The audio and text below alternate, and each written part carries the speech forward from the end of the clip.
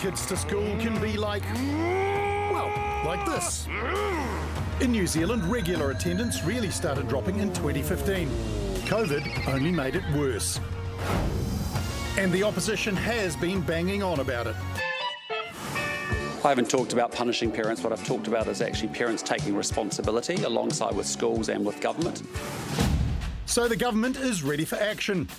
They're enlisting a platoon of 84 attendance officers. Their task, get kids back in school. But the problem is bigger than plain old wagging. If a child's finding it difficult to attend school, it's because something deeper under the surface is going on. They could be being bullied, the school culture might not value well-being. And in fact, there's so much going on in the world today that makes us feel quite uncertain and quite vulnerable. And school in itself does that anyway. If you have to go to a place where you're the learner, you're reliant on someone else to give you information, you're having to swap and change between different subjects, that's really emotionally exhausting. Some are grappling with big stuff.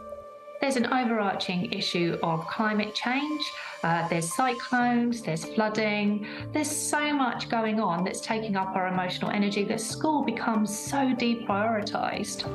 With so many issues, there's no easy fix. However, Northland schools may have the answer already. We're joined now by Pat Newman, President of the Te Tai Tōkaro Principals Association. Pat, how have you improved attendance in Northland? What are you doing that's working? Yeah, what we've been doing that's working is we've had a combined regional response to it. And what we've done is we've gone out in the very positive way of looking at what can we do as a school, and we're talking about 150 schools up there, what can we do as a school to actually help get the children to school. We've also been using things called the children's voices. In other words, it hasn't been adults talking, it's been children talking. The kids talk about the neat things that they're doing at school from all the different schools. They talk about their worries about their mates not being at school. We've put people in knocking on doors to help. Right. I know at the end of last year we were hitting over 80% on average in the weeks leading up to the end of the year. I know that the first week back this term we hadn't dropped off. The figures were still up in that area, which is phenomenal. And okay, we've had the floods and we've had measles now hitting up there. Next thing we'll have pestilence and all the rest, but we'll work our way through. But it's definitely working. Pat, so you heard about the government's plan today. Do you think it'll work? Yes, quite a lot of it. I'm not negative to it, but I don't share, and I don't think many principals in New Zealand, including outfits like the New Zealand Principals Federation, I don't think they share the Minister's belief that the attendance services can change the game and come up to what's needed. I've had a lot of experience with attendance services, and to be blunt, we stopped using them because they're a waste of time, or what we found is a waste of time. Yeah.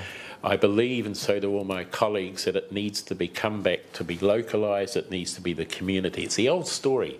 You know, you need the whole community to bring up the child. It sounds trite, but it's the truth. We deal with our own communities. That's what's needed, and that's what we would like to see happen. Okay, I'm going to present you with a cheque now for $74 million. Could I invite you to spend it in the best way that you think it should be spent to address this problem? Oh, definitely. I could see myself in Fiji for a couple of weeks. But you know, besides that, yes, I think the 74 million should be actually given out regionally based on the needs of each area, and they develop their own plan and their own ball game. That's what we've done in Te Tai Tōkaro. We're used to doing our own thing up there. We're used to taking very little notice of the powers to be. We just get down and do it. And look, give us the 74 million and we'll do a heck of a lot with it. Well, Pat, thanks for your wisdom. Enjoy Fiji and enjoy your success with what you're doing. Thanks for chatting. You can't make it 74.5 million, could you? Kia ora, welcome along to the project, everyone. Look, James Look is here.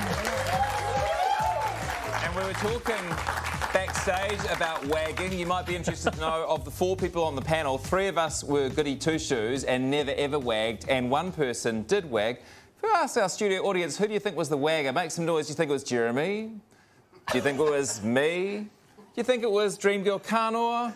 Oh. Or do you think it was Roque at the end? Make some noise, ladies and gentlemen. Yeah. Okay, in my defence, you also introed Kano as Dream Girl, and also I only did a little bit, and when I did, it wasn't for like a cool reason. It wasn't like I'm gonna hang out with my friends at the mall. It was like a new video game had just come out, so I'm gonna stay home.